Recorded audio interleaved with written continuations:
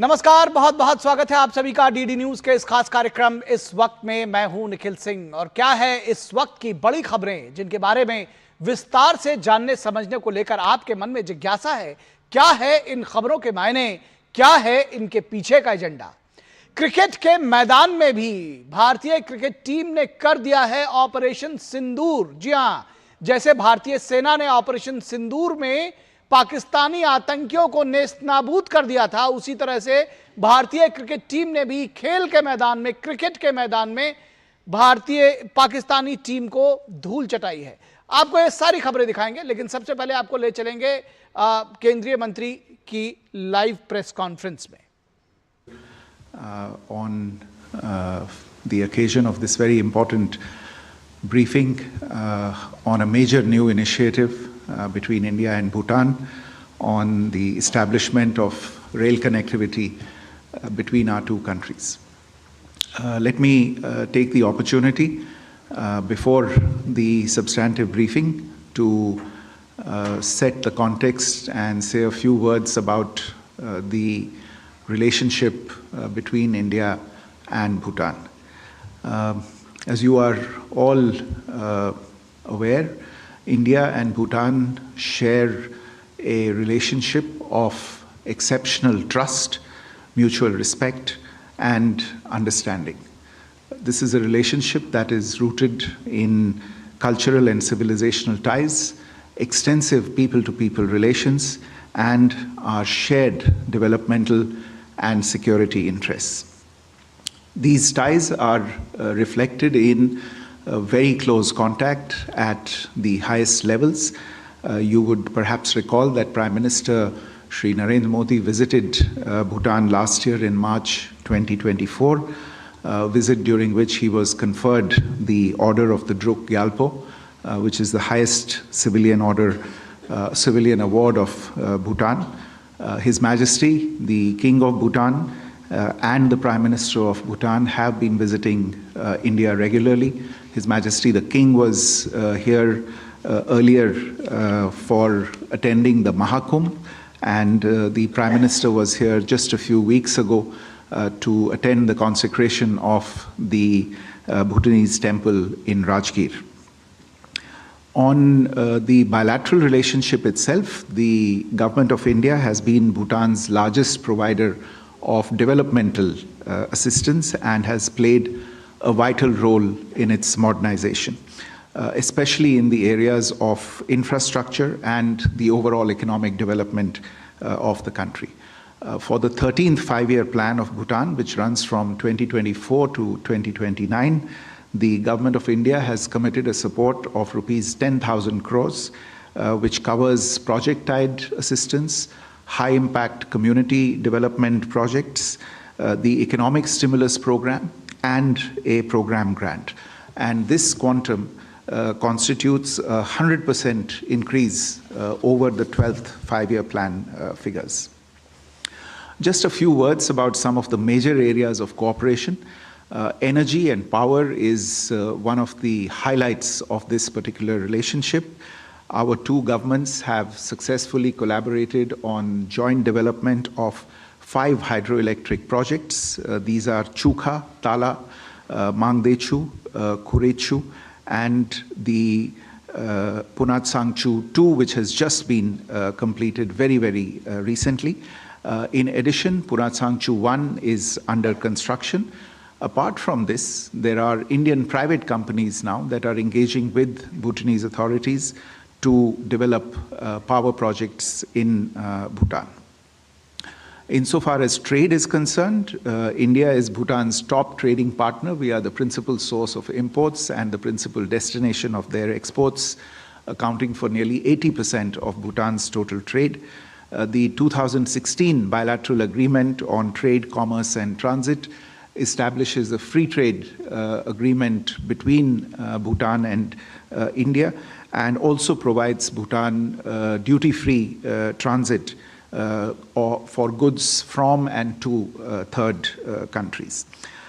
Insofar as connectivity is concerned, this is a priority for both countries. You will hear more about it today, as I said, in the area of rail connectivity, but We have worked very closely together on road connectivity, establishing integrated checkposts and trade routes, new immigration points, as well as digital connectivity.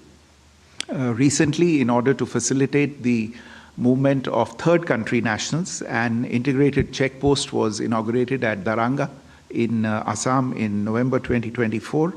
And we feel that Bhutan will also benefit from the development of the Jogi-Gofa Inland Waterways Transport Terminal. This was inaugurated this year in February. In the digital domain, both the RuPay card and the Bhim UPI application have been launched in Bhutan. Some of you who are following developments in Bhutan closely would be aware that the government there is developing the Gelefu Mindfulness City project bordering Assam. This is an initiative under the direct guidance of His Majesty, the King of Bhutan. It is envisaged as an economic hub connecting Bhutan with South Asia and Southeast Asia. It's a flagship initiative of the country, and the Government of India has conveyed its support to this initiative. Similarly, Samtse, which borders West Bengal, is being developed as an important industrial town in Bhutan for manufacturing and export. And these links that are being worked on will be critical for enhancing cargo and passenger movement. So it is in this context of this very, very special relationship that the two governments have agreed to establish two cross-border rail links between Banarhat and Samtse and Kokrajhar and Gelefu. This will be the first set of rail connectivity projects with Bhutan. The memorandum of understanding for this connectivity was actually signed during the visit of the Prime Minister to Bhutan that I mentioned a short while ago last year, the one that took place last year.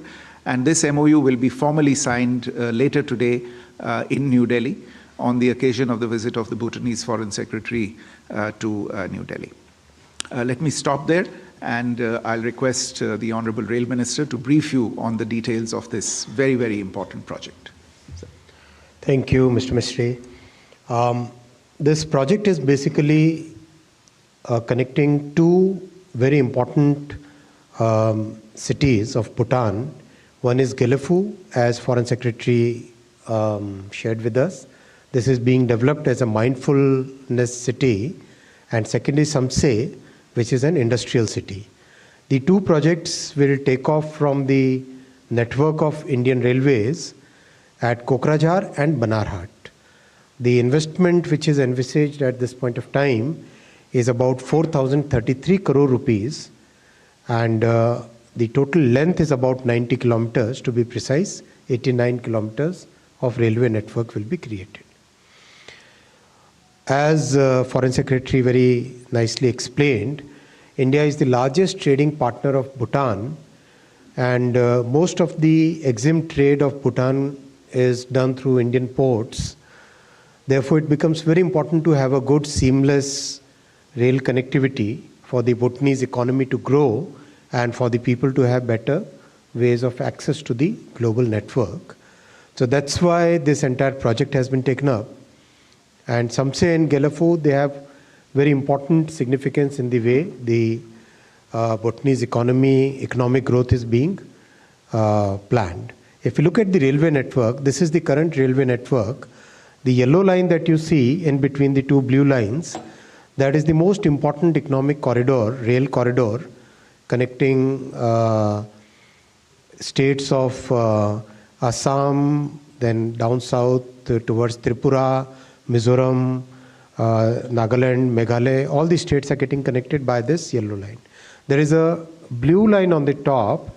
That line is now getting developed as a major corridor along the northern border, and that line basically provides alternative connectivity, and it's a very, very important project. So the takeoff of these two projects will happen, one at Banarhat from that blue line that you see, that goes all the way to Samtse, and the other one from Kokrajhar that will go to Gelefu.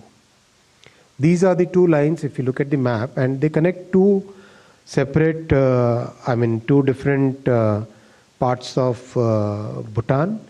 Both Samtse has big industrial potential. It's developing every day. New projects are coming up. And Gelefu is a new city which is getting developed. I'll come to these two projects one by one. Kokrajhar to Gelefu is, if you look at this, New Bongaigaon is a major industrial center in India where it is getting connected. Kokrajhar is the region station, and then it gets connected to the entire Indian railway network. So in a sense, by constructing about some 70 kilometers, you get the advantage of 150,000 kilometers of railway network. That is the advantage which comes by the network effect. This is a more detailed map of this alignment. There are many bridges and many stations. There are 6 stations, 2 important bridges, 2 viaducts, which means the entire section is elevated, 29 major bridges, 65 minor bridges, 2 goods shed will be developed. There is 1 flyover and 39 underpasses. The construction period will be about 4 years for this project. All the land schedules, everything has already been done. A lot of homework has already gone in to reach this level. And very soon we'll start the construction work. Basically, this will provide a lot of economic benefits to the people, both in terms of tourism, in terms of industrial growth, in terms of people-to-people movement, goods movement. Practically every benefit that railway brings will happen with this. The second project is taking off from that upper line that you were seeing, Banarhat. That Banarhat to Samtse is the second line. Again, it's a very important project because this connects the industrial city of Samtse. This is a more detailed map of this alignment. On the existing railway line, we'll also have 2 small cord lines so that the movement can happen on both sides of the train seamlessly. This is something that we have started doing in practically all parts of the country because this improves the mobility. Again, this 20-kilometer project will have 2 stations, 1 major bridge, 24 minor bridges, 1 flyover and 37 underpasses. This is about 577 crores and this will take about 3 years. Huge benefit to the people of Bhutan. The entire area will get connected and lots of goods movement which takes days today will start happening in a few hours. We have seen in Mizoram, it used to take 4 or 5 days for a cement truck or a steel or any other goods truck to reach the capital Aizawl. Now that's happening in a few hours. So that kind of benefit will come. Just like in case of Srinagar, we have seen that the time for goods shrinks from days to hours. So that is the benefit which will happen for Samtse as well as Gelefu. This is one of the promises we had made and we are delivering on this promise. Thank you, sir. With that, we now open the floor for questions. Please do introduce yourself and your organization before you ask your question. Excuse me. We'll take 3-4 questions together. Okay. Okay. We can take question with you. My question is for the Please, strategic importance of this project. Ram. Sir this side Brahma Prakash Dubey ji news से मेरा सवाल ये है कि जो दोनों ये railway line है इसमें भूटान के अंदर कितना हिस्सा होगा और इंडिया के अंदर कितना हिस्सा होगा दोनों रेलवे लाइन का और दोनों ही क्या 3 साल के भीतर पूरी होंगी इसमें thank you Siddhant. So, Siddhant from Beyond, my question is essentially how it will boost the connectivity prospects in that part of India and of course Bhutan and the economic prospects as well. Any estimate how it will increase the economic prospects in the region? Rishabh.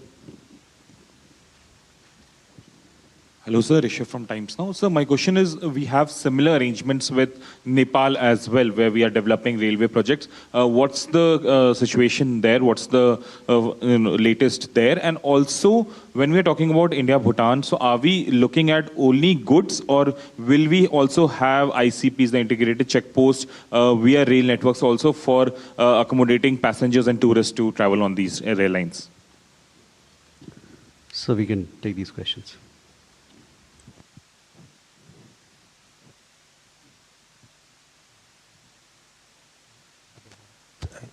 So basically in Banarhat Samtse, Bhutanese side is about 2.13 kilometers.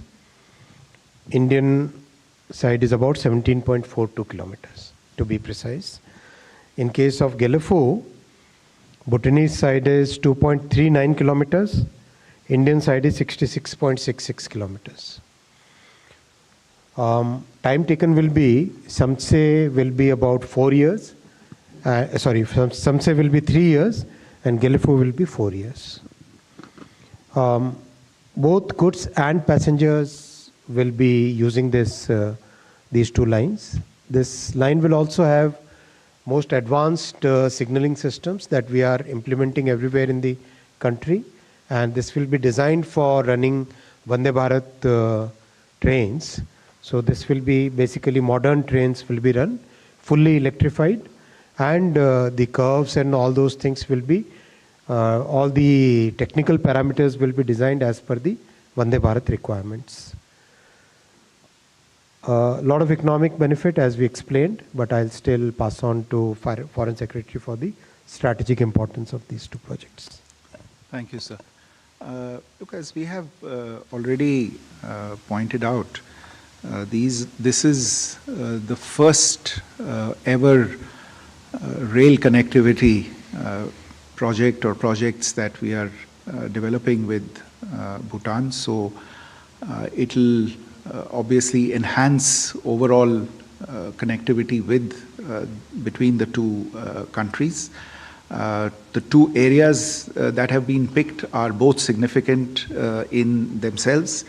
I already mentioned the importance of Gelefu, which is the centerpiece of the Gelefu Mindfulness City project, a strategic and visionary project conceived of by His Majesty the King of Bhutan, and something that we have expressed our support for. And this is a project that is envisaged as an economic hub for that part of Bhutan. And naturally, because it borders on to Assam, that whole region, Assam is the border. There will obviously be an economic spin-off effect in the entire region, and the rail network will be an important part of that. Similarly, on Samtse, as the Honorable Minister also explained, it is being developed as a major important industrial town in Bhutan, focused on manufacturing, on export. Some of the potential exports from Bhutan to India from this area will involve dolomite, ferrosilicon, quartzite, and stone chips. And you referred to the utility. It will be for both cargo and passenger movement. At the end of the day, the strategic importance of these projects is also because they connect Bhutanese goods and cargo movement to the vast Indian railway cargo movement. Now, it is an accepted principle of transport economics that railway movement of cargo is far more economical as compared to road movement of cargo. And we, to the extent that we are going to be able to extend rail cargo movement to Bhutanese imports as well as exports, it will obviously contribute to their figures and bottom lines as well. Insofar as ICPs are concerned, I mentioned already that there is initiatives underway to develop ICPs on the Indian side. These will of course require mirror ICPs on the Bhutanese side, but I can share with you that the Land Ports Authority of India is working on and has prioritized the development of several ICPs on the India-Bhutan border. And we are actually in close touch. As the rail network starts getting developed, you will see work take place on the development of these new ICPs as well. Okay. More questions now. Kadamini, can we start with you? Kadambini Sharma, independent journalist. Sir, given the sensitivities of environmental issues by Bhutan, were there any concerns raised and how were they addressed? Our friend behind here, 280. So the total investment that you mentioned is from the Indian side. What sort of investment will be there from the Bhutan side? And from the security perspective, any special arrangement that will be done? 47. Sir मैं सुशील राघव हूँ जनसत्ता से। मेरा भी सवाल यही है कि क्या भूटान से इसमें फंडिंग होगी, अगर कुछ होगी तो कितनी? 248 there, please. Hi sir, Manohar Kesari from news x and India news. Sir Bhutan और इंडिया के बीच जो रेल लाइन कनेक्टिविटी शुरू हो रही है, इसमें टेक्नोलॉजी का इस्तेमाल इंडियन रेलवे की ओर से होगी या किसी और कंट्री से लेंगे? साथ ही साथ दोनों का जो बजट एलोकेशन है सर, क्या दोनों देश इसको शेयर करने जा रहे हैं?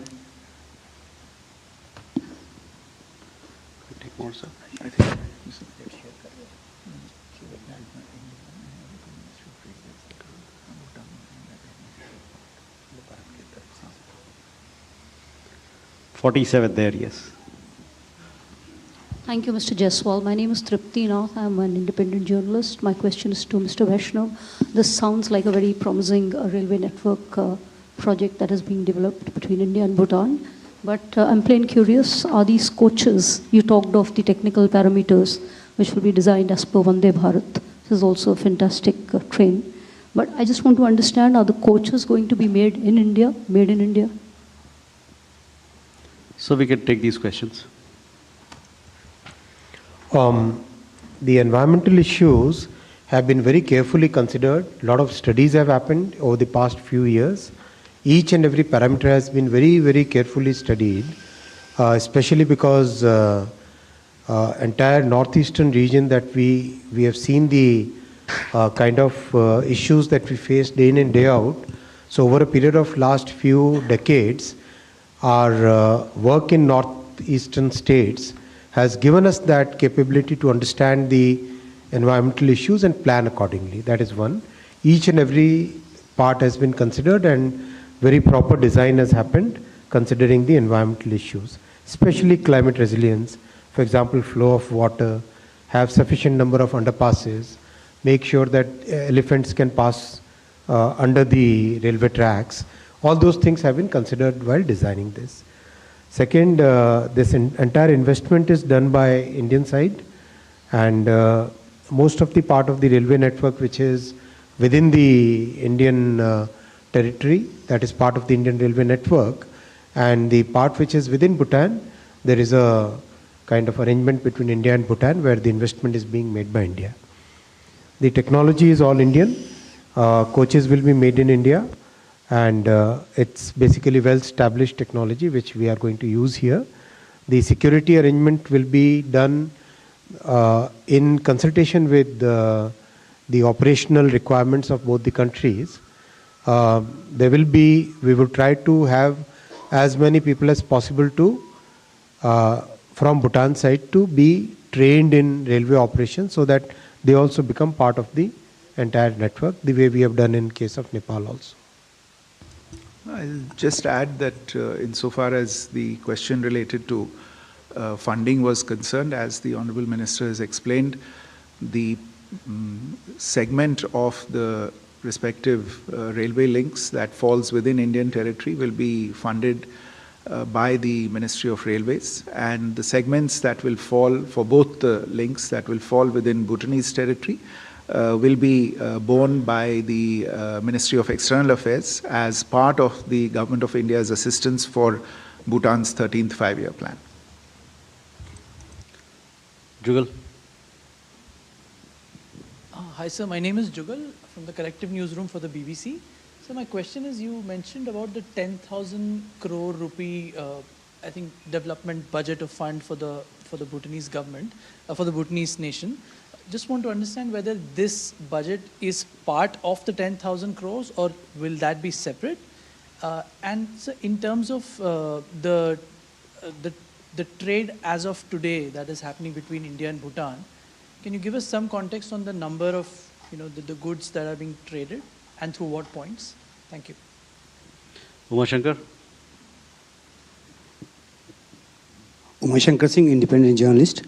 ये बहुत ही अहम परियोजना है जिसका यहाँ ऐलान किया जा रहा है। मेरा सवाल ये है कि जिस तरह से हमने पिछले कुछ दशकों में या कुछ सालों में देखा है कि चीन ने तिब्बत में, चाहे वो सिक्किम हो, चाहे वो भूटान हो या फिर अरुणाचल हो, सीमावर्ती इलाकों तक रेल परियोजना लेकर वो आया है, तो क्या इस परियोजना को उसके काउंटर एक मेजर के तौर पे भी देखा जाए या फिर ये सिर्फ भारत और भूटान के बीच द्विपक्षीय संबंधों के लिहाज से इसको देखा जाए? Raghavendra. Yes, this is Raghavendra Verma from German television ZDF. So my question is about, do we have a reaction from Bhutan also? How does Bhutan feels about it, and what are their priorities and how they were seeing this line coming? And secondly, in Bhutan, it's only small portion of these railways that go in. So were these two projects entirely dependent on Bhutan to be part of it, or could India had already built those lines to the nearest border region of these two places, and this could have been earlier? Why was it dependent on that portion of Bhutan? Salish. Thank you, sir. I'm Shailesh from National Defense. Sir, may you please elaborate in case, if possible, do we have some rare earth minerals deal with Bhutan, and is this project linked to, or I mean, both these links, are they linked with this particular project, sir? And the second, in case if you allow, the same one which Umashankar had just asked. Okay. 232. Thank you sir. Mahesh Kejriwal from Loksatta group. मेरा सवाल sir ये है कि भूटान और China के बीच में जो है कि बॉर्डर एक इशू आ रहा है, तो आप लोग जो ये प्रोजेक्ट शुरू कर रहे हैं, तो भूटान की ओर से क्या भारत के समक्ष कोई विशेष शर्तें रखी गई है इस प्रोजेक्ट को शुरू करने के पहले?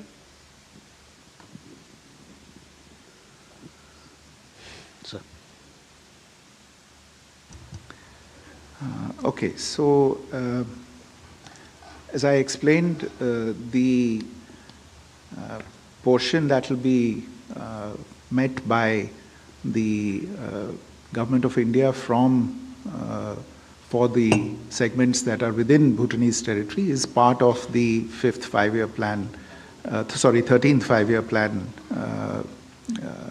outlay that has been agreed of 10,000 crores with the government of Bhutan. On trade, I mentioned we are Bhutan's premier trade partner.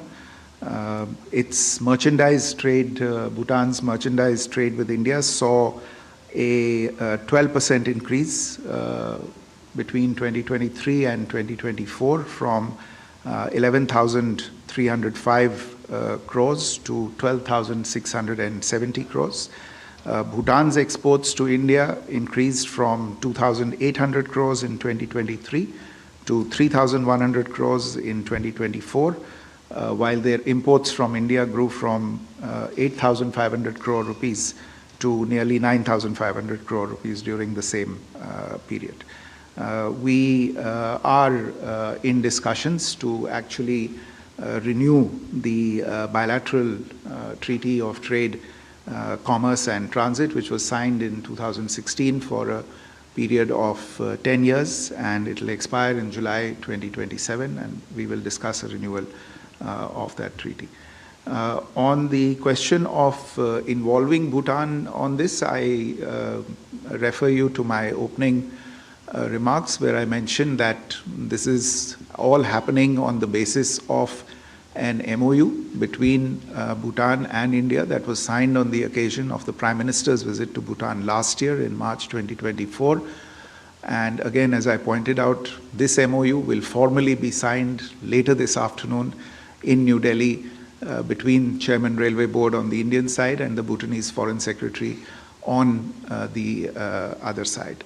That, I think, should answer the question about what is the involvement of Bhutan in this. Let me just make a general point that when it comes to infrastructure projects, India's guiding principle and fundamental approach has been that we do infrastructure projects only those ones that our partner countries are comfortable with. We are driven by the priorities of our partner countries. We are not driven by our supply necessities. On the issue of rare earths, no, I am not aware if there is any discussion on rare earths related to this particular project. कुछ प्रश्न थे जो भूटान और किसी तीसरे देश को लेके थे कि उनका इसमें क्या इन्वॉल्वमेंट है. आप जानते हैं जहाँ तक ये बॉर्डर, इस बॉर्डर का सवाल है जहाँ से ये ट्रेन लाइंस जा रही हैं, इसमें किसी तीसरे देश का कोई involvement nahi hai. So I think this question is a bit superfluous at this point in time. In any case, I should underline that this is a rail connectivity project and it is therefore of the utmost bilateral importance to the two countries. Thank you. Lena. Good afternoon, Ilyana, TASS News Agency. Do you consider, maybe not now, but gradually while you will develop this project, participation of some third country? And as I'm from Russian media, I wonder if participation of Russia is possible. And perhaps if Honorable Minister answers my question, what are the projects with Russia which are now already on or under consideration? Thank you. You go this side, Neeraj. Sir मेरा उत्तर तो मिल गया है. अभिनव वार्ता से बोलियो नहीं, वार्ता में अभिनव हूँ. मैं जानना चाह रहा था इस प्रोजेक्ट में कब से काम शुरू होने वाला है और इसमें भूटान जो पैसा खर्च किया जा रहा है, क्या इंडिया की तरफ से ही पूरा पैसा खर्च किया जा रहा है प्रोजेक्ट में या भूटान पे इस पे कुछ सहयोग कर रहा है? नीरज. सर नमस्कार, मैं नीरज दुबे प्रभा साक्षी से. सर जो इस रेल प्रोजेक्ट के लिए क्या भूटानी नागरिकों को रेल मंत्रालय कोई स्किल डेवलपमेंट का कोई कोर्स कराएगा, उनको ट्रेनिंग देगा? और दूसरा, क्या इसमें कोई वर्ल्ड बैंक या एडीबी और किसी अंतर्राष्ट्रीय वित्तीय संस्थान भी कोई सहयोग कर रहा है क्या इसमें प्रोजेक्ट में? 271. Hi sir, this is Dhruvaksh from Business Standard. Just wanted to understand a bit of the rationale on the electrification of the project, in the sense that there is while it's appreciable that Vande Bharat trains and modern trains are expected to be run, the experience in electrification in Northeast has rather been a slow one, and this is being seen as some sort of precedent as to how these challenges will come up. And second, in strategic areas, there's a school of thought that more diesel locomotives and more diesel rolling stock would be beneficial in strategic border areas. So in the view of these two considerations, just wanted to understand the rationale behind electrification of these lines. Sachin. Sir मेरा नाम सचिन बुधोलिया है, मैं हिंदुस्तान समाचार से हूँ. मेरा सवाल ये है कि भूटान और इंडिया एक BBIN नेटवर्क का पार्ट है जो कनेक्टिविटी का प्रोजेक्ट था. तो भूटान अगर आगे आने वाले दिनों में इसके पार्टनर कंट्रीज़ विशेष रूप से नेपाल या बांग्लादेश के साथ में अगर ट्रेड करना चाहता है, तो क्या हमारा ये जो कनेक्टिविटी है, तो इंडियन रेल की कनेक्टिविटी क्या उसको उन देशों के साथ व्यापार की सुविधा देगा, विशेष रूप से बांग्लादेश?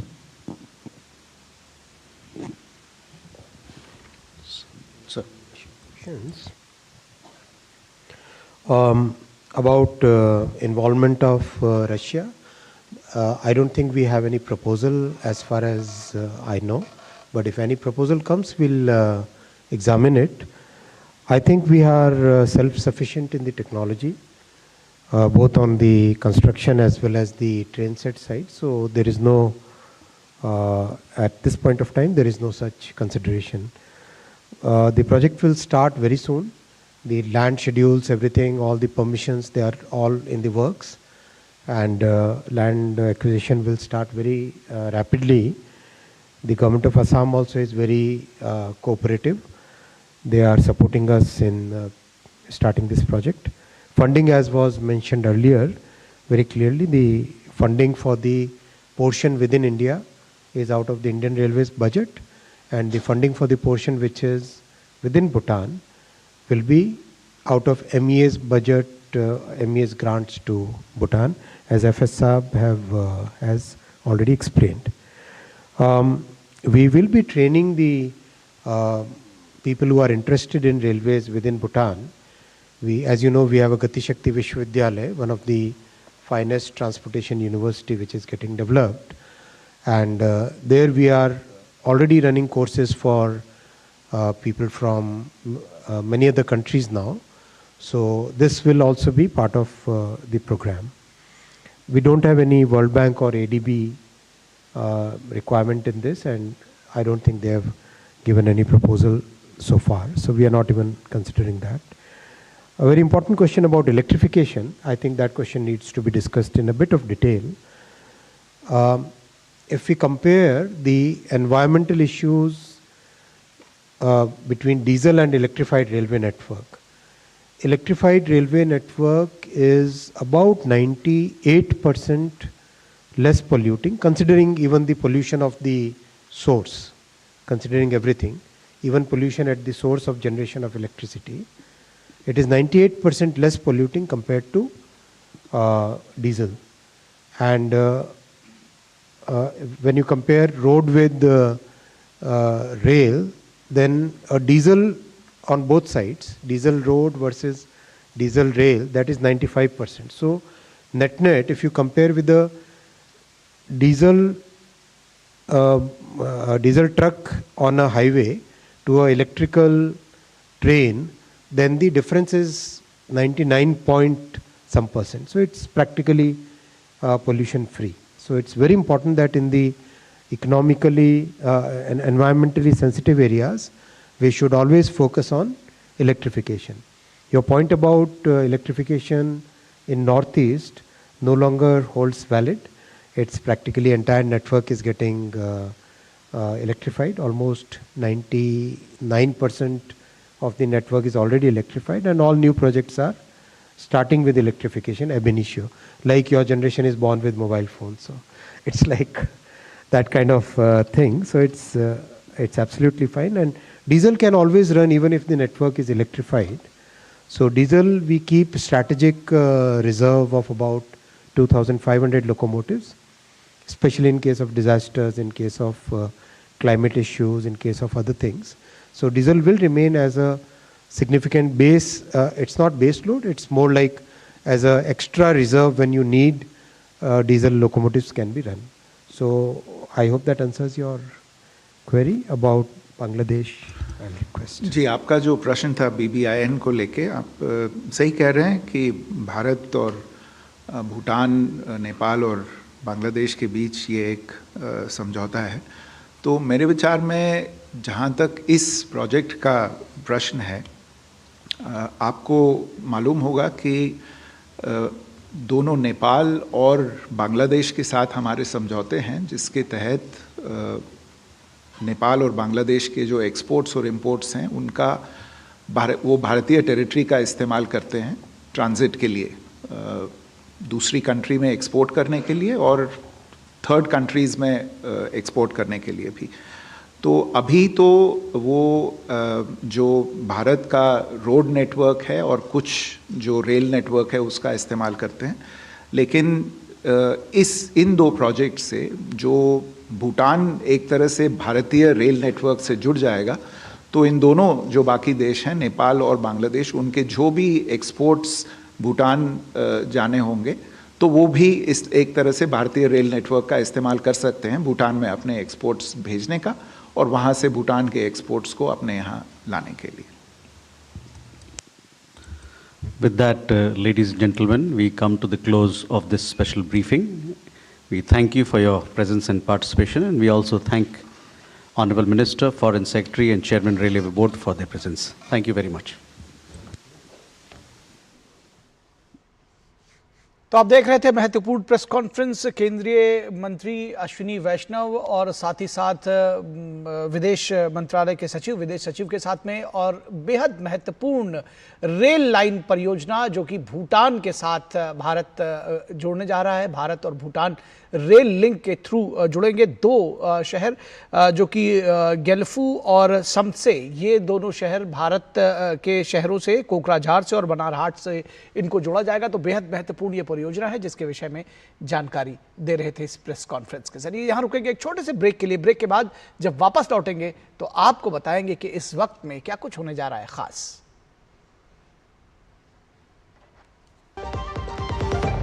पशुपालन में उत्कृष्ट योगदान देने वालों के लिए सुनहरा अवसर। राष्ट्रीय गोपाल रत्न पुरस्कार 2025 के अंतर्गत देश भर के डेयरी किसानों, एआई तकनीशियनों और डेयरी संगठनों को नवीन प्रौद्योगिकी प्रथाओं को अपनाने के लिए सम्मानित किया जाएगा।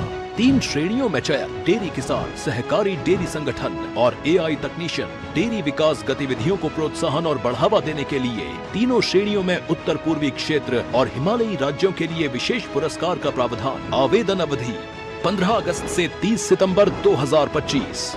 आवेदन के लिए www.awards.gov.in पर या अपने नजदीकी कॉमन सर्विस सेंटर जाएं। आपकी मेहनत के लिए राष्ट्रीय पुरस्कार। मेरी पसंद, मेरी पसंद, मेरी पसंद, मेरी पसंद, हमारी पसंद, हम सबकी पसंद। मजबूत देश का मजबूत सरिया हो गया स्टील।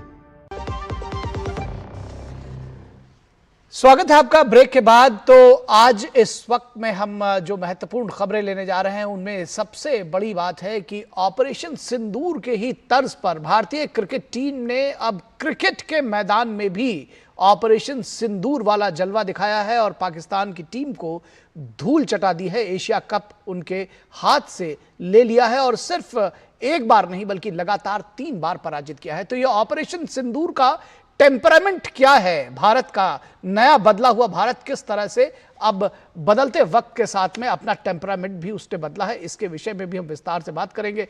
बिहार के सियासत की बात होगी कि किस तरह से वहां पर एजेंडा बदल गया है, मुद्दा बदल गया है और अब एसआईआर के पीछे राजनीतिक दल नहीं पड़े हैं क्योंकि उनको लगता है कि शायद ये हाथ से निकलता हुआ है। और बात तमिलनाडु की भी होगी जहां टीवीके के रैली में 40 से ज्यादा मौत हुई हैं, उस पर भी सियासत छिड़ी हुई है। सबसे पहले हेडलाइंस। बिहार को मिली रेल कनेक्टिविटी की बड़ी सौगात। रेल मंत्री अश्विनी वैष्णव ने 3 नई अमृत भारत एक्सप्रेस ट्रेन समेत कुल 7 ट्रेनों को दिखाई हरी झंडी। कहा प्रदेश में ट्रेन यात्रियों का सफर होगा तेज, आरामदायक और सुविधाजनक।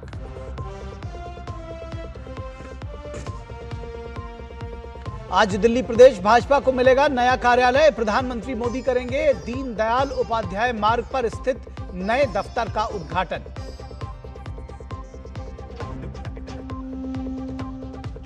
केंद्रीय वित्त मंत्री निर्मला सीतारमण और केंद्रीय मंत्री डॉक्टर एल मुरुगन ने तमिलनाडु के करूर में भगदड़ वाली जगह का लिया जायजा। हादसे से प्रभावित लोगों के प्रति जताई संवेदना।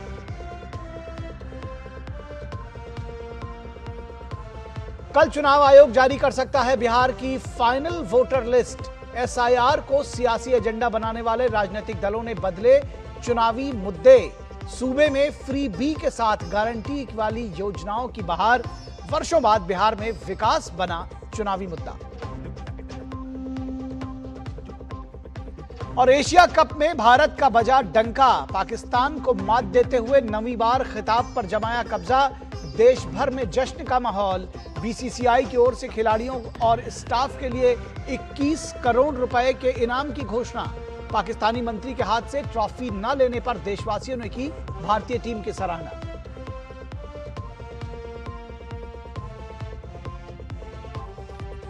तो भारतीय क्रिकेट टीम की सराहना चारों ओर हो रही है। भारत के जो क्रिकेट फैंस हैं वो भी कर रहे हैं, जो क्रिकेट नहीं भी देखते हैं वो भी कर रहे हैं, क्योंकि ऑपरेशन सिंदूर का जज्बा भारतीय क्रिकेट टीम ने अब क्रिकेट के मैदान में भी दिखाया है। क्रिकेट के मैदान में भी ऑपरेशन सिंदूर किस तरह से भारत ने पाकिस्तान को हराकर एशिया कप का खिताब अपने नाम कर लिया है। भारत ने अजेय रहते हुए यह टूर्नामेंट अपने नाम किया और पाकिस्तान के मुंह से जीत छीन ली। इस टूर्नामेंट में भारत पाकिस्तान को लगातार 3 बार पराजित उसने किया है।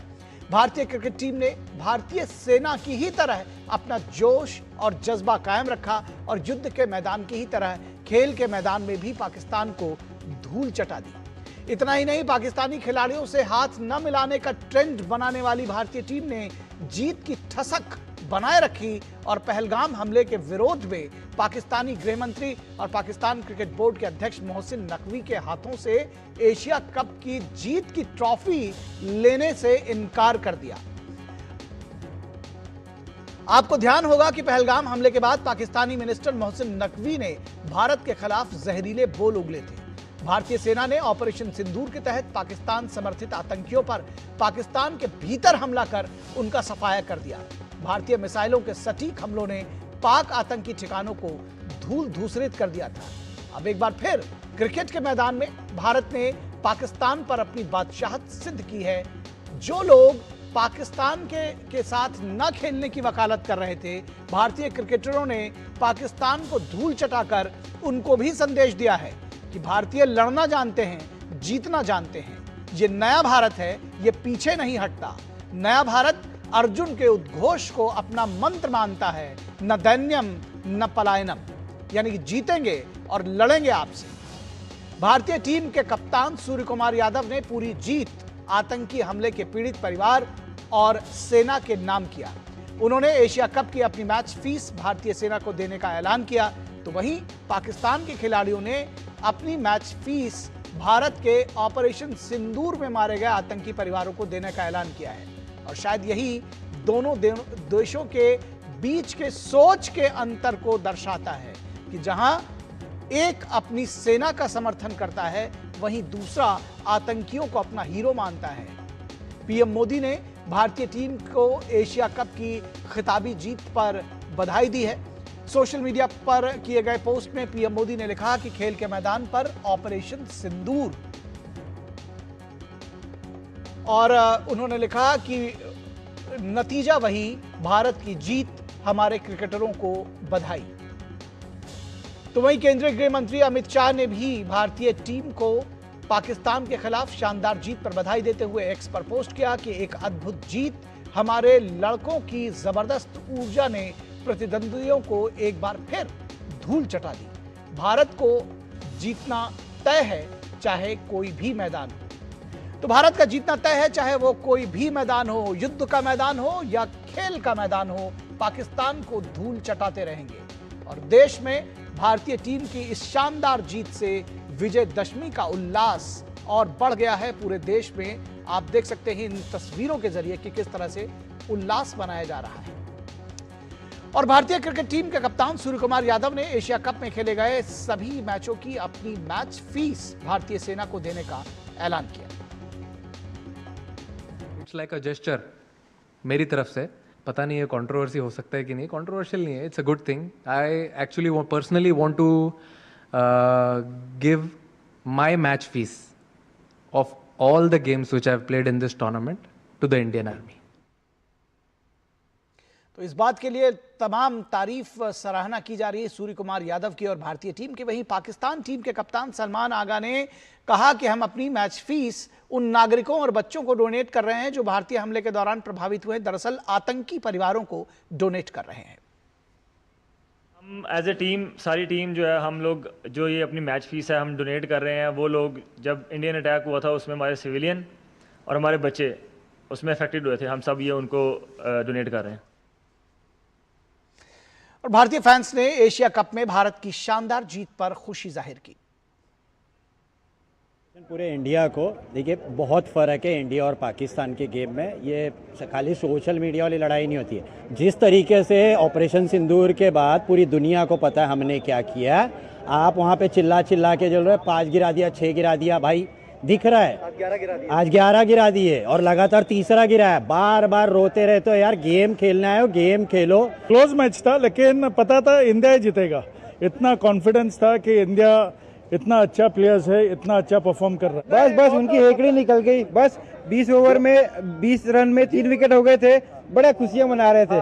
बस धीरे धीरे उनकी हवा निकलती। एंजॉयिंग आई वाज, वही क्योंकि नई टीम है तो I was very scared and anxious with starting से कि क्या होने वाला है। बैटिंग की स्टार्टिंग में तो और बहुत डर लग गया था, but at the end obviously hoping for the best और बहुत ही अच्छा हुआ। इंडिया का कॉन्फिडेंट, सबको ऑडियंस का कॉन्फिडेंट ज्यादा है। कैसा भी जीतेगा, 10 बॉल भी 50 रन भी वो मारेगा, इसका कॉन्फिडेंट वो मिडिल से लेके आई।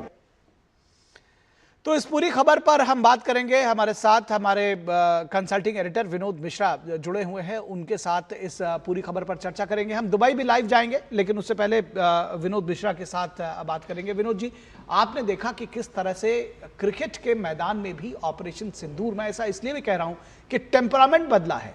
जब कहते हैं कि न दैन्यम न पलायनम, वो भाव आया है कि हम लड़ना जानते हैं, हम जीतना जानते हैं। ये नया भारत है। क्या कहेंगे आप?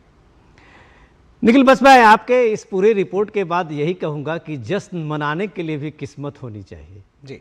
आज जो मैं देखा कि अमित मालवीय का भी ट्वीट आया था और जो बीजेपी का रिएक्शन है कि आपने तो ना ऑपरेशन सिंदूर का जश्न मनाया, ना ऑपरेशन तिलक का जश्न मनाया। आखिर ये ऑपरेशन सिंदूर में ना मनाए तो चलिए, उसके एक वजह भी हो सकती है, लेकिन ये ऑपरेशन तिलक तो पूरे आप सोच सकते हैं कि जिस तरह से भारत के खिलाड़ियों ने एक शानदार जीत हासिल की है, लगातार पाकिस्तान को मात दी है शुरू से लेके अंत तक, और आपके तरफ से एक भी ट्वीट नहीं।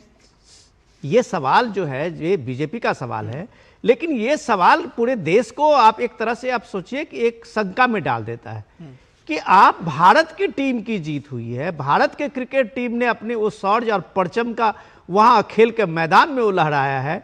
वो अलग बात है कि वहाँ के गृह मंत्री जो हैं वो पीसीसी के अध्यक्ष भी हैं पाकिस्तान क्रिकेट कंट्रोल बोर्ड के, और उनसे हाथ में मैच लेना था, वो कप लेके भाग गए। लेकिन सवाल है, ये तो पाकिस्तान की नीचता है कि भाई जिसका अधिकार है उस कप पे, उसके मेडल पे, वो देने के बजाय आपको कप को लेके चुपचाप निकल लेते हैं कि भारत की टीम ने आपसे हाथ नहीं मिलाया, या आपसे ये कप लेने के लिए जो ये इतना बड़ा उसकी जीत का ये कप है, क्या वो उस गृह मंत्री से ले ले जो लगातार भारत की सेना को और भारत पे जहरीले बोल उगलता रहा है? क्या वो उस गृह मंत्री से ले ले, मोहसिन खान से ले ले, जो सीधे सीधे अपनी रिपोर्ट वहाँ के जो फील्ड मार्शल हैं सो कॉल्ड, उनको वो सारी रिपोर्ट करता है? तो सवाल है कि क्रिकेटर ने एक जीत दर्ज की थी और उस जीत में पूरे देश को शामिल होना चाहिए था। तो ये सवाल तो कई दशकों तक पूछे जाएंगे कांग्रेस पार्टी और खास करके राहुल गांधी को कि आप दिन रात इतने ट्वीट करते हैं, क्या आपको अपने खिलाड़ियों के लिए, अपने इन योद्धाओं के लिए एक ट्वीट भी खर्च करने का नहीं था? बिल्कुल, ये सवाल पूछा जाएगा, निश्चित तौर पर ये सवाल बनता है, ये सवाल पूछा जाएगा। और हमारे संवाददाता मुकेश शुक्ला इस वक्त दुबई से हमारे साथ जुड़ चुके हैं, और मुकेश शुक्ला इस लिहाज से लकी रहे हैं कि वो रिपोर्ट कर रहे थे उस दौरान जब ये पूरा भारत ने जीत हासिल की। जिस ट्रॉफी की बात आप कर रहे थे अभी विनोद जी, उसके लिए ये भी मैं एक चीज़ जोड़ दूं कि वो जीत का जश्न, वो जब जीत के बाद वो ट्रॉफी दी जाती है तभी वो ट्रॉफी है, अदरवाइज वो मेटल का टुकड़ा है जिसको वो अपने साथ लेकर के गए हैं। तो जीत तभी है जब वो जीतने वाले को दिया जाए। फिलहाल मुकेश हमारे साथ जुड़े हुए हैं। मुकेश, आप हमें जश्न की जो बात है, जो फीलिंग है, वो सारी बातें तो आप हमको बताएंगे भी, साथ ही साथ बताइए कि किस तरह से वहां पर ये जो सारा इंसिडेंट हुआ उसके बाद आप उसके साक्षी रहे हैं, क्या कुछ वहां का माहौल था, क्या कुछ जानकारी आप हमको देंगे? उसके बाद लोगों के रिएक्शंस वहां पर क्या थे?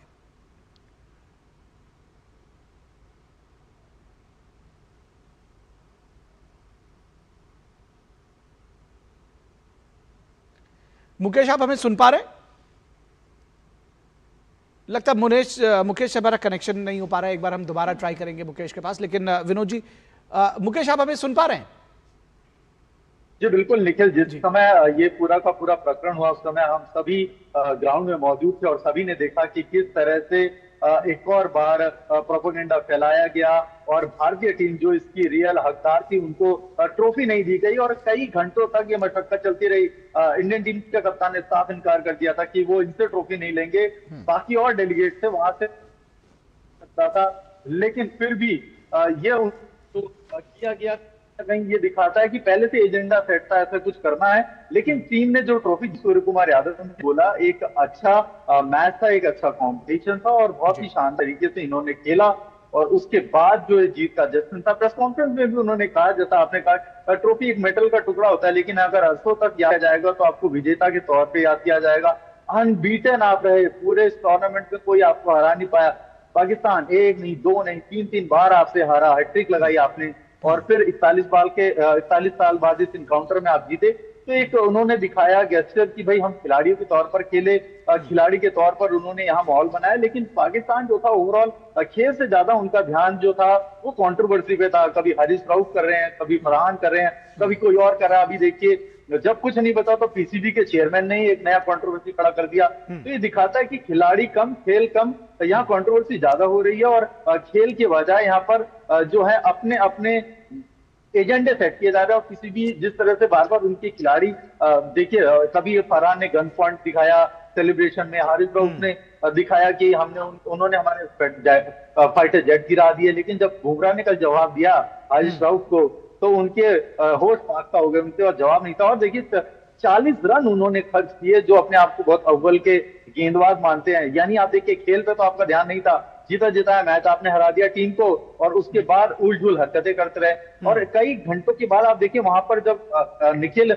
चैंपियंस का बोर्ड लेकर के आएगा, उस बोर्ड को लेटा दिया जाता है, थोड़ी देर बाद बोर्ड भी हटा लिया जाता है, फिर ट्रॉफी भी आप लेकर के चले जाते हैं। तो ये सब दिखाता है कि कितना आपका खिलाड़ियों के प्रति वहां पर रवैया था, कैसा रवैया था। आपने इसको होस्ट करवाया, खिलाड़ियों ने अपना पूरा एंजॉय किया, लेकिन वहां पर उन्होंने बिल्कुल भी इस तरह से नहीं शो होने दिया कि उनको किसी तरह का बुरा लगा। लास्ट में जाते आते नहीं, बुरा लगने वाली बात भी नहीं है। देखिए, बुरा लगने वाली बात नहीं है, क्योंकि मुकेश देखिए, जिसको कहते हैं कि जो बुरा व्यक्ति है वो तो अपनी हरकतें हैं वो तो करेगा ही, है ना।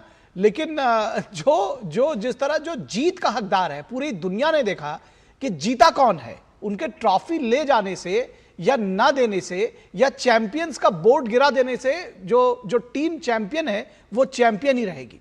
बहुत शुक्रिया मुकेश इस तमाम बातचीत के लिए और जानकारी के लिए। तो चैंपियंस को चैंपियन कहना पड़ेगा। पूरी दुनिया के सामने हराया है भारत की टीम ने पाकिस्तान को, एक बार दो बार नहीं, लगातार तीसरी बार। और इसमें झूठ बोलने की गुंजाइश भी नहीं है कि हमने आपका जेट गिरा दिया, किसी ने देखा नहीं। रुकेंगे एक ब्रेक के लिए, जल्द वापस होंगे।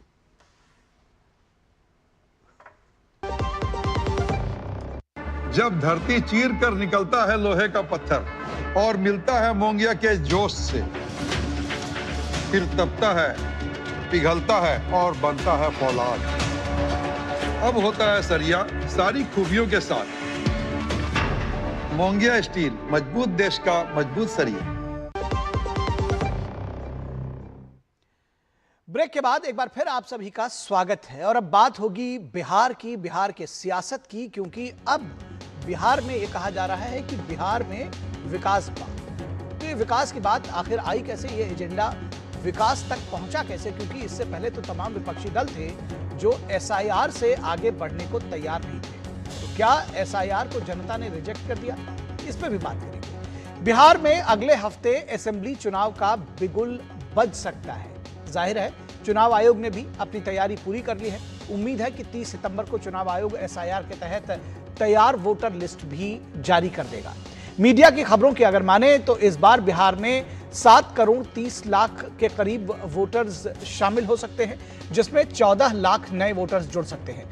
लेकिन बड़ा सवाल यह है कि पिछले महीने वोट चोरी जैसे मुद्दे चलाने वाली पार्टियां मतदाता सूची में कितने नाम जुड़वाने में कामयाब रही। चुनाव से ठीक पहले दिवाली और छठ पर्व के लिए रेलवे ने बिहार को एक बड़ी सौगात दी है। केंद्रीय रेलवे मंत्री अश्विनी वैष्णव ने 3 नई अमृत भारत ट्रेनें हरी झंडी दिखाकर उसको रवाना किया है। रेल मंत्री ने कहा है कि पर्व में हर बिहार के निवासी सुविधा के साथ अपने गंतव्य तक पहुंच सकें, इसके लिए 12,000 स्पेशल ट्रेन चलाने जा रहे हैं रेलवे। ठीक नवरात्र के बीच बिहार में महिला रोजगार योजना लॉन्च करके पीएम मोदी ने आधी आबादी को विकास के पथ पर आगे बढ़ने का मौका दिया है। इस योजना के तहत 75 लाख महिलाओं के खाते में सीधे 10,000 रुपए ट्रांसफर किए गए हैं, जिसमें वे स्वरोजगार के नए अवसर बना सकते हैं। बिहार भारत का सबसे गरीब राज्यों में से एक है, जहां प्रति व्यक्ति आय सबसे कम है। वर्कफोर्स में महिलाओं की भागीदारी काफी कम है। जाहिर तौर पर मुख्यमंत्री रोजगार योजना बिहार के लिए गेम चेंजर साबित हो सकती है। तेजस्वी यादव का दावा है दूसरी तरफ कि ये उनकी कॉपी की गई है, ये दरअसल उनकी योजना थी। उन्होंने माई बहन मान योजना में 2,500 रुपए देने का निर्णय लिया है। एनडीए सिर्फ एक बार आर्थिक मदद देने का वादा करती है। वे हर साल सभी महिलाओं को 30,000 रुपए देंगे, लेकिन पैसा कहां से आएगा इसका खुलासा वो नहीं करते हैं। वो नहीं बताते हैं कि आखिर इसका फाइनेंशियल स्ट्रक्चर क्या होगा। यानी चुनाव आयोग पर हार का ठीकरा फोड़ने के बजाय विपक्षी दलों ने फ्री बी की झड़ी लगा दी है। कांग्रेस वर्किंग कमेटी की मीटिंग के बाद पटना में राहुल गांधी ने ईडब्ल्यूसी के लिए न्याय पत्र जारी किया है और सबसे पहले मैनिफेस्टो जारी करने का दावा किया है। मुख्यमंत्री महिला रोजगार योजना के तहत बिहार के हर एक परिवार की महिला को वित्तीय सहायता दी जाएगी ताकि वे अपनी पसंद का रोजगार शुरू कर सकें। पहले 10,000 के आर्थिक मदद के बाद वो 2 लाख रुपए की आर्थिक सहायता की हकदार हो सकेंगी। ये जो योजना कुछ दिन पहले प्रधानमंत्री नरेंद्र मोदी ने शुरू की थी, उसकी बात हो रही कि किस तरह से 10,000 रुपए पहले एक किश्त में दी जाएगी और बाद में अगर उनकी योजना चल निकलती है तो उस पर आगे 2 लाख रुपए दिए जाने तक का प्रावधान है। सवाल यह है कि बड़े बड़े वादे आम मतदाता विश्वसनीयता और समय की कसौटी पर कसने का काम करते हैं। पीएम मोदी का 10,000 रुपए वाले मुख्यमंत्री रोजगार योजना में लोगों को भरोसा है और यह भरोसा पैदा होता है क्योंकि उसको परफॉर्म करके इसके पहले दिखाया गया है, योजनाओं को पूरा करके दिखाया गया है। नीतीश कुमार का महिलाओं को समर्पित योजनाएं उन्हें इस कड़ी में सबसे ऊपर लाकर खड़ी कर देती हैं। कांग्रेस पार्टी की न्याय योजना हर गरीब को 1 लाख रुपए का आश्वासन देती है, लेकिन फ्री बी के दम पर कांग्रेस पार्टी ने जिन राज्यों में सरकार बनाई है उनमें कहीं अपनी न्याय योजना और न्याय पत्र को जमीन पर नहीं उतारा है। अब सबसे बड़ा सवाल यह है कि बिहार में बड़े भाई की भूमिका में आने को आतुर कांग्रेस पार्टी प्रचार में अपने राज्यों की कामयाबी को जनता के बीच क्यों नहीं रखती। शायद यह कदम लोगों में बड़ा भरोसा पैदा कर सकता है। कि आप बताइए कि दूसरे राज्यों में किस तरह से आप कामयाबी से शानदार तरीके से काम कर रहे हैं और ये अपने आप में एक बड़ा लोगों के अंदर भरोसा पैदा करेगा, लेकिन ये नहीं किया जा रहा है। क्यों नहीं किया जा रहा है, इस पर भी चर्चा कर लेंगे। केंद्रीय मंत्री अश्विनी वैष्णव ने कहा है कि मुख्यमंत्री नीतीश कुमार के नेतृत्व में रेलवे क्षेत्र में बहुत बदलाव हुआ है।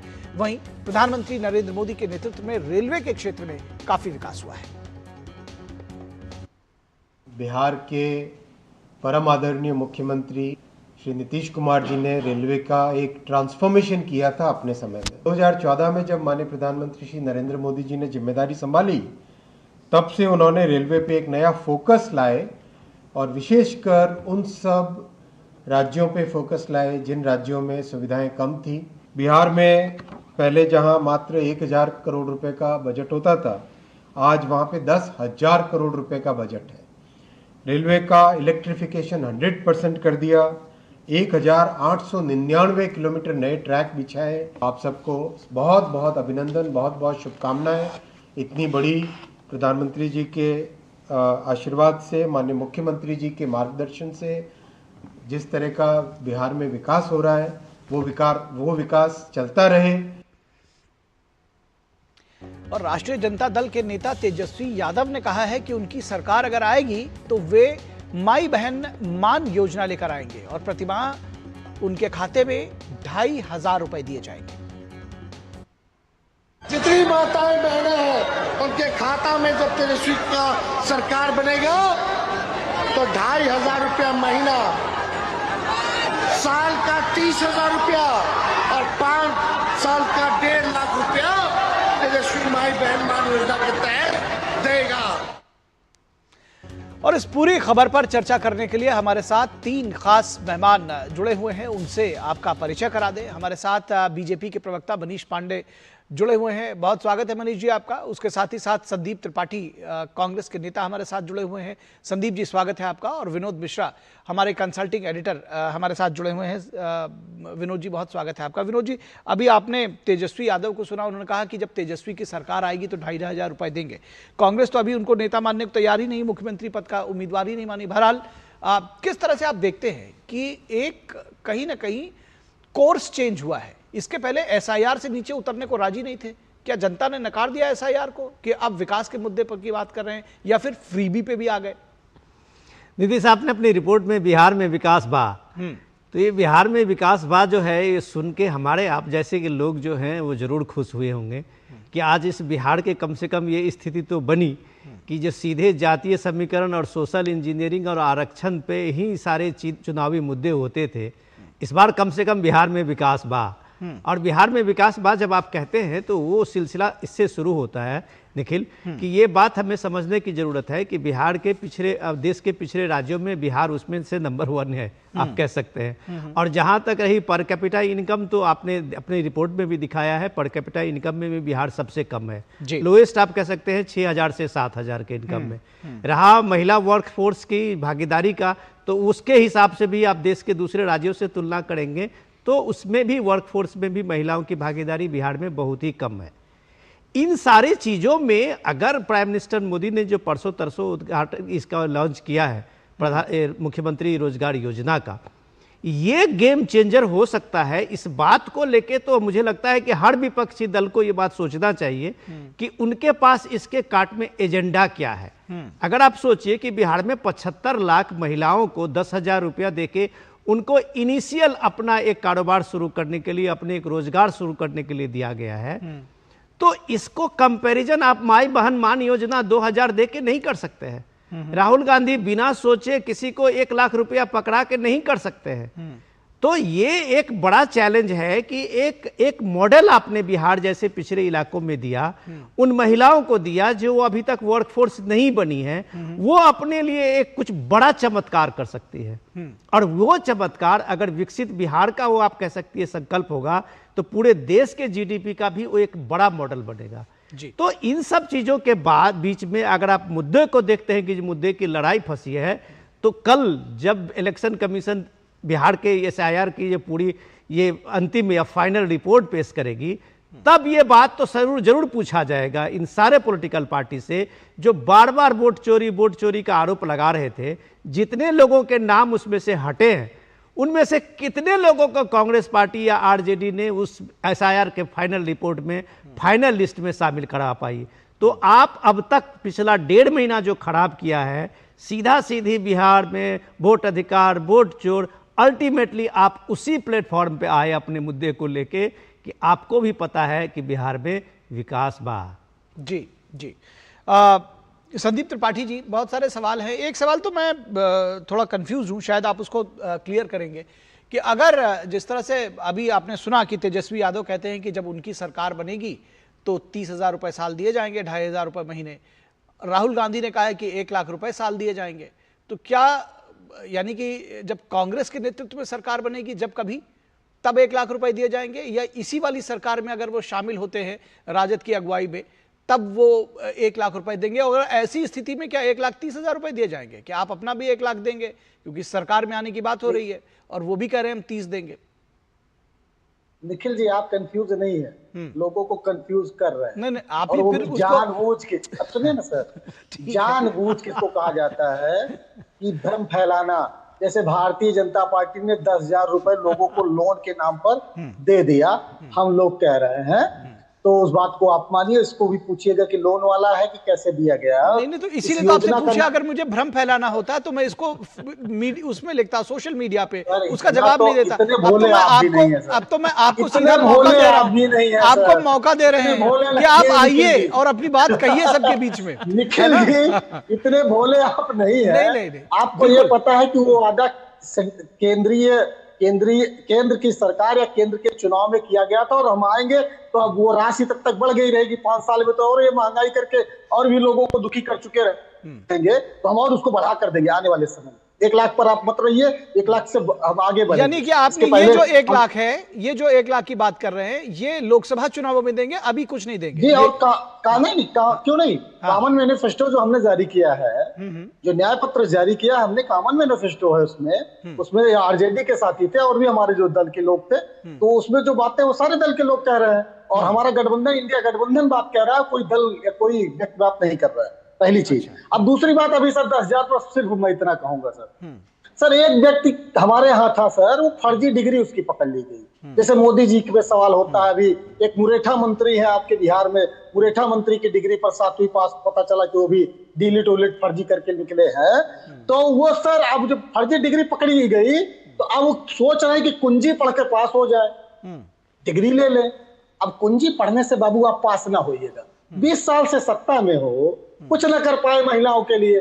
आज आप 10,000 के आके घूस देके सोचिएगा लोग वोट दे देंगी। वो महिलाएं जो 40% से ज्यादा महिलाएं उस बिहार में जो एनीमिया से पीड़ित है, बेचारियों को खून नहीं, आप जो मातृ बंधन योजना चलाती है, सेंट्रल गवर्नमेंट चलाती है, उस तक को आप लागू नहीं करा पा रहे हो उस बिहार में। और आप बात बड़ी बड़ी कर रहे हो, महिला अस्मिता की बात कर रहे हो, मतलब आपके हिसाब से महिलाओं को ये योजना, आज ट्रेन जा रहे सर रुक जाइए, आज ट्रेन जा रही है, अभी तक ट्रेन क्यों नहीं गई? आपने ट्रेनों की संख्या कम कर दी।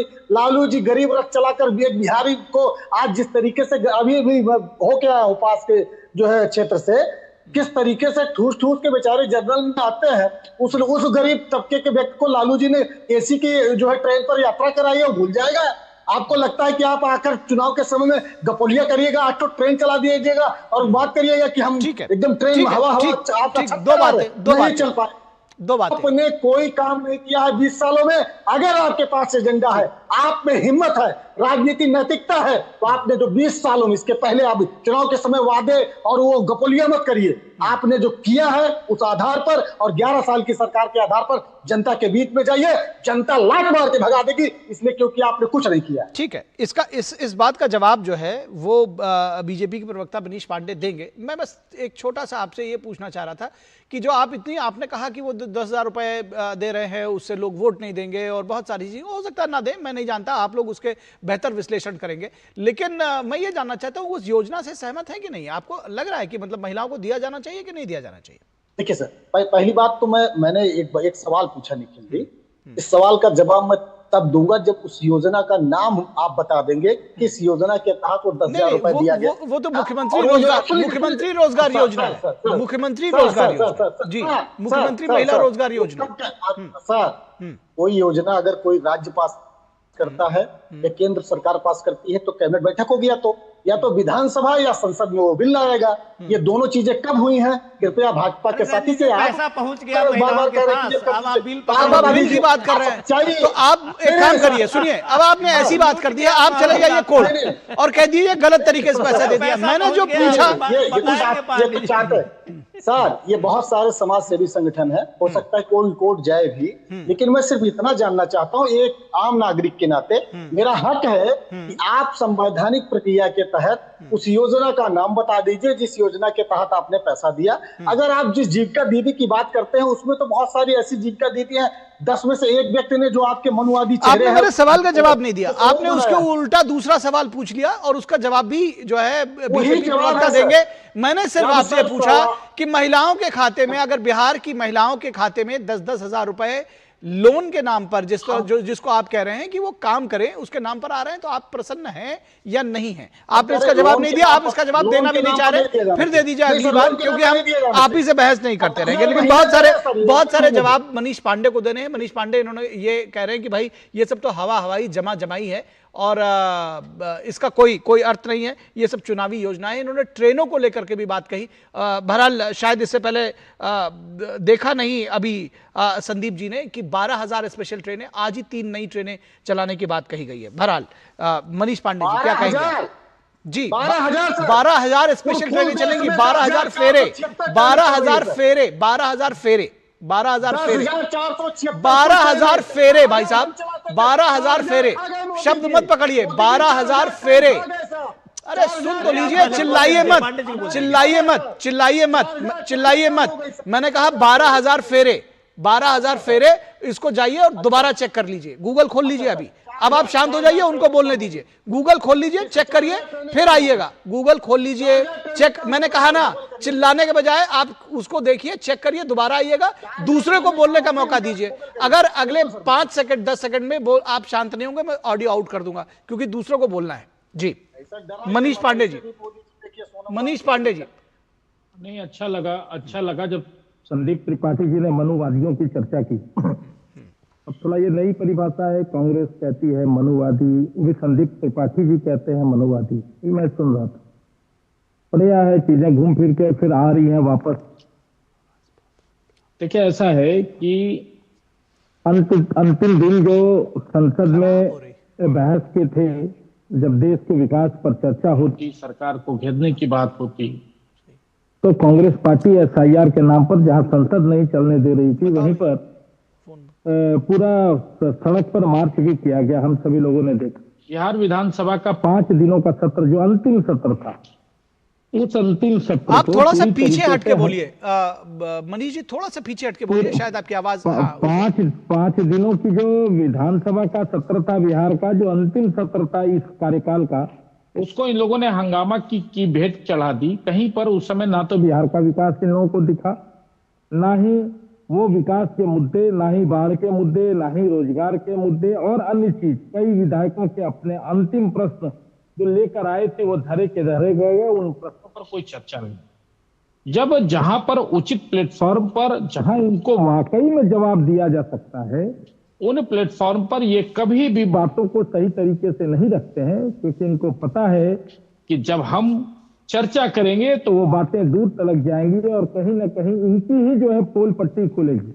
इसीलिए आप देखेंगे कांग्रेस पार्टी या पूरे देश के विपक्ष को कि कभी भी जो उचित फोरम होता है, उस फोरम पर यह विषय को नहीं रखते। हाँ, मीडिया में आकर, रोड पर आकर बंदी करवा के, धरना प्रदर्शन करवा के प्रोपगेंडा करने की जरूर कोशिश करते हैं। अब देखिए, आप बिहार में ये बात कह रहे थे कि आपने कहा फेरे, अब ये 10,500 और 12,000 पेड़ों पे चर्चा करते। भाई साहब, आप 55-60 वर्षों के शासन में कोई ऐसा रेलवे ट्रैक नहीं था जिसको आपने दोहरीकरण से तिहरीकरण किया हो। लेकिन यही सरकार थी जिसने कोविड के टाइम में, हमने देखा कई ऐसी पुलें, कई ऐसी रेलवे लाइनों का निर्माण होते ही देखा जो कोविड के टाइम में वो दोहरी से तीसरी में पड़ गई। आज हमारा ट्रैफिक, जितना रेलवे का ट्रैफिक था टाइट, आज ट्रैफिक मिला ताकि हम उस पर गाड़ियां चला सकते। आपके पास ऑप्शन भी होता तो आप गाड़ी नहीं चला पाते, क्योंकि ट्रैफिक रेलवे का वैसा था। आज 3-3, 4-4 लाइनें बिछा दी गई हैं दिल्ली टू हावड़ा या अन्य दूसरे तीसरे सारे ट्रैक पर, सारे लाइनों पे तो ट्रेनें चल रही है। अमृत भारत जैसी इतना ही नहीं, ट्रेनों की स्पीडें बढ़ी हैं, ट्रेनों में साफ सफाई से लेकर सारी सुविधाएं बढ़ी है। आप 10,500 फेरे चल रहे हैं कि 12,000 फेरे चल रहे हैं, इस पर आप बहस करने बैठ गए। लेकिन आपने यह नहीं देखा कि जो काम 55-60 वर्षों में रेलवे के क्षेत्र में आप नहीं कर पाए, वह मात्र 11 वर्षों में हो गया।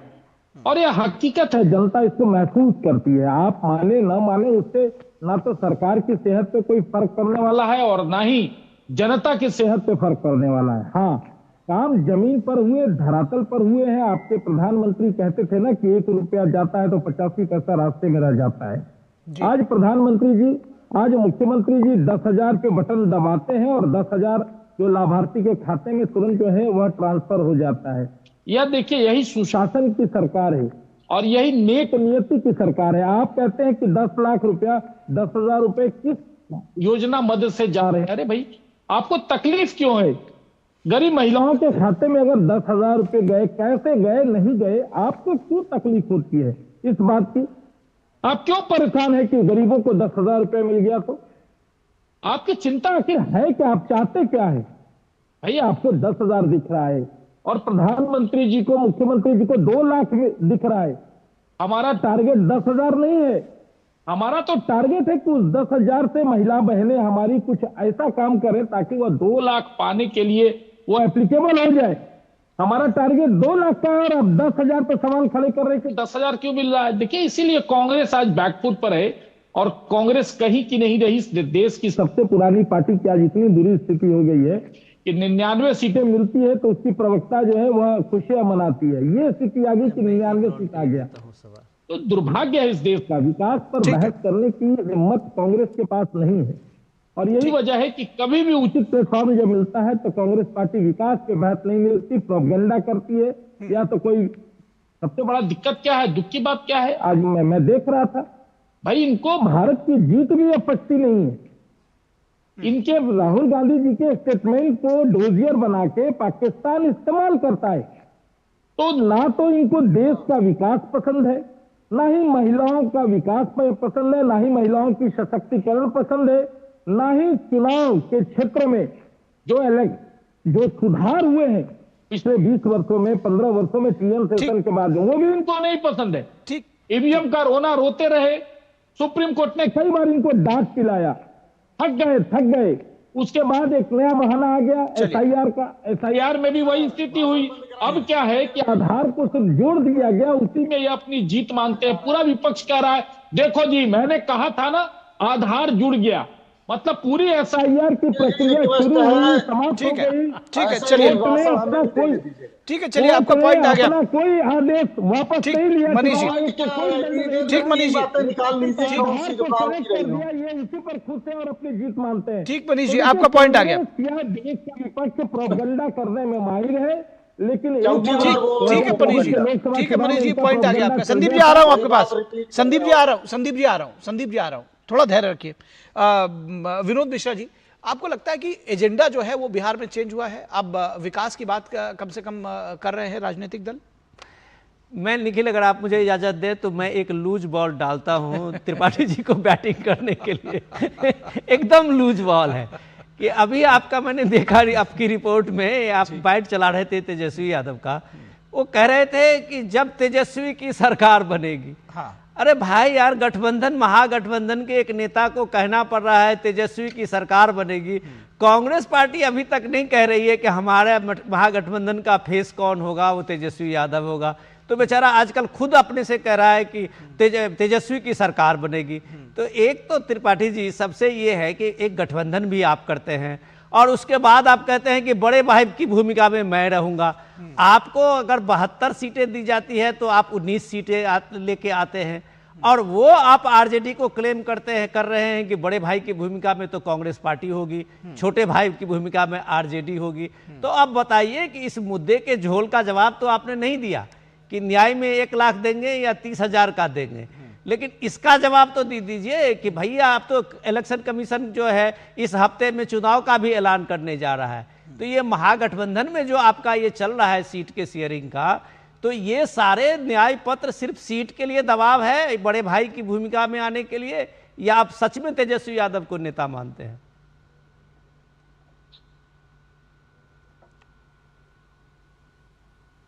ठीक है, जी ठीक है। मैं चाह रहा हूं कि आप बहुत जल्दी से संदीप त्रिपाठी, चूंकि सीधे लक्षित करके आपसे प्रश्न पूछा गया है, तो आप उनको जवाब दे दें। मेरे साथ मधुरेश भी जुड़े हुए हैं, तो मैं लाइव जाना चाहूंगा पटना भी, तो मैं चाहूंगा बहुत जल्दी से, क्योंकि सभी को बोलना है। संदीप जी। विनोद जी, आपका मुख्यतः ये सवाल है कि आप तेजस्वी जी को नेता मानते हैं या नहीं मानते, मुख्यतः ये सवाल है जो निखिल जी कर दिया। पहली बात, मैंने जिस 30,000 और 1 लाख की बात की, उस बात का मैंने उत्तर दे दिया कि एक राहुल जी केंद्रीय चुनाव में बात करते हैं, वो केंद्र की योजना है, केंद्र की सरकार जब हमारी बनेगी तो हम उससे बढ़ाकर 1 लाख से बढ़ा कर देंगे। अब रही बात यहाँ पर 2,500 रुपए पर मंथ हर महिला के खाते की हमने बात की है, और हमारा कॉमन मैनिफेस्टो है जिसमें तेजस्वी जी और जो भी, और हमारे दीपांकर भट्टाचार्य से लेकर जो भी, साहनी जी से लेकर जो पार्टियां हैं और जो आने वाली है, और 2-3 पार्टियां आने वाली है, ये भी बता दूं। ये सारी चीजें अगर आपको विनोद जी लग रही हो ये कांग्रेस इस तरीके से ये सारी चीजें चल रही है, तो आप एक रंग निकाल दीजिए। मैं दावे के साथ कह रहा हूं कि महागठबंधन में चुनाव के पहले कम से कम 2 वहां के प्रमुख दल गठबंधन में शामिल होंगे। उस दिन भाजपा के तोते उड़ जाएंगे और मोदी जी हो सकता है नवाज शरीफ के यहाँ फिर से बिरयानी खाने चले जाएंगे। बात आप सर, फिर आप अगर आप तथ्य और मुद्दों की बात कर रहे हैं, 10,000 से हमको क्या करा सर, लेकिन आप कोई योजना तो लाइए ना। आप सिर्फ चुनाव के समय में आके 10,000 का घूस दे दीजिएगा, आप कोई योजना नहीं बनाइएगा, कोई उसका नाम नहीं रखिए, किस आधार पर आप आगे चल। ठीक है, आपका पॉइंट है, आप मैं समझ रहा हूँ, आप दुखी हैं इस बात को लेकर के, आपकी नाराजगी इस बात की है। नहीं मैं ठीक है, आपकी नाराजगी इस बात की है, लेकिन योजना का नाम नहीं लेकर के आया। आप कह रहे हैं विधानसभा में पास नहीं किया। 10,000 रुपए किस तरह से सबके खातों में, 75 लाख महिलाओं के खाते में 10 लाख रुपए ट्रांसफर हो चुके हैं। आज की सच्चाई ये है, आज की सच्चाई ये है। ठीक है, ठीक है, ठीक है। अरे नहीं भाई, आप कहाँ खुश हैं इस बात को लेकर? चलिए ठीक है, ठीक है। संदीप जी आ रहे हैं, संदीप जी आते हैं। अरे संदीप जी आ रहे हैं, संदीप जी आ रहे हैं, हम तो चाहते हैं महिलाओं को मिले। संदीप जी आ रहे हैं हमारे साथ। मधुरेश, हमारे साथ मधुरेश नारायण, इस वक्त पटना से जुड़े हुए हैं। मधुरेश, मैं आपसे सीधे तौर पे जानना चाहूंगा, ये जो फ्रीबीज वाली योजना है इसका क्या कुछ असर दिखाई दे रहा है या क्या रिएक्शन जो है जनता के बीच में, क्योंकि कोई 2,500 दे रहा है, कोई 1 लाख की बात कर रहा है। हाँ देखिए, फ्री बीज वाला तो जो है वो तो मुफ्त की रेवड़ी वाली बात हो गई है, लेकिन जहां तक बात करें वर्तमान सरकार की, तो हमने देखा है कि जो अभी बिहार में एनडीए की सरकार है, वो जो 10,000 रुपए देने को लेकर के आरोप लग रहा है, वो मुख्यमंत्री में प्रॉपर उसके लिए योजना निकाली थी और उसके बाद ये रुपए दिए गए हैं। और ये रुपया 10,000 जो रुपया है उसको अधिकतम 2 लाख रुपए तक दिया जा सकता है। इसमें एक क्लॉज ये है कि जिस महिला को ये 10,000 रुपए दिए गए हैं, वो महिला उसको एम्पलीफाई करती है, उससे काम करती है और उसका प्रोग्रेस रिपोर्ट जब दिखाएगी तो उसको और अपने व्यापार में, अपने जो काम है उसमें पैसा लगाने के लिए 2 लाख रुपए तक अधिकतम दिए जा सकते हैं। तो ये पूरी एक योजना बनाई गई थी जिसको कैबिनेट से पास किया गया। उसके बाद फिर 75 लाख महिलाओं को फिर वो 10-10 हजार रुपए दिए गए हैं और अभी तक जो जानकारी है उसके अनुसार 1,15,00,000 महिलाओं ने इसके लिए आवेदन किया है। और जो शायद ये संदीप जी सुन रहे होंगे, मैं चाह रहा हूं संदीप जी ये जो जवाब दे रहे हैं ना, ये आप सुनते रहिए।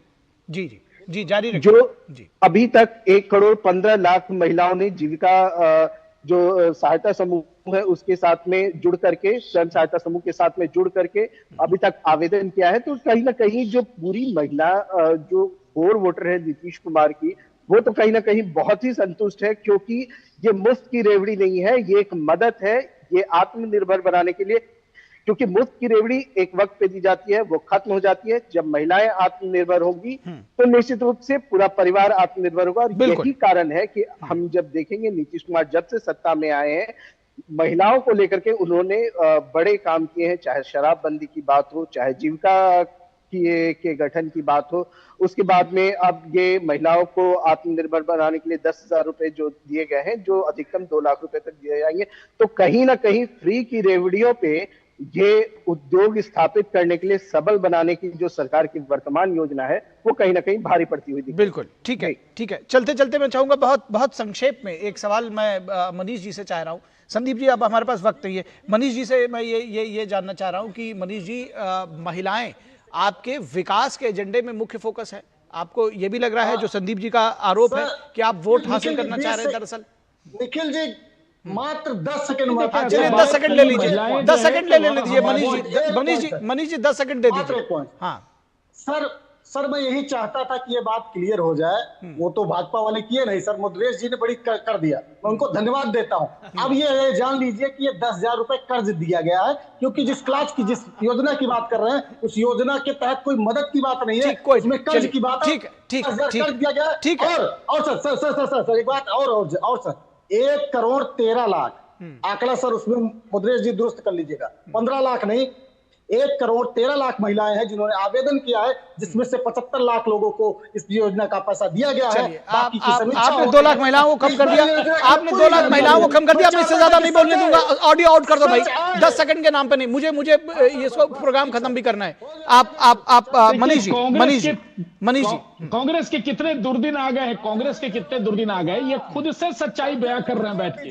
अरे भैया, आज बिहार की महिलाएं 90 लाख ही हो, 80 छोड़ दो, 1 करोड़ के ऊपर की बात, 90 लाख महिलाएं अगर भैया संदीप त्रिपाठी का ऑडियो आउट कर दीजिए। परिवर्तन तो आया है बिहार में ना, कि आज 90 लाख महिलाएं, आप 1 करोड़ की बात छोड़ दो, 80 लाख महिलाएं, 50 लाख महिलाएं। अरे भैया, आज महिलाएं बिहार की मुख्य धारा में आ तो रही है ना। आज उनके अंदर रोजगार करने का, आत्मनिर्भर होने का, बनने का आज शौक तो जग रहा है। लेकिन अफसोस कि 11 साल पहले अगर आप यह काम किए होते तो आज विपक्ष में आप ना बैठे होते। आप कह रहे, आप आंकड़ों पे क्यों चैलेंज कर रहे हैं भैया मेरे?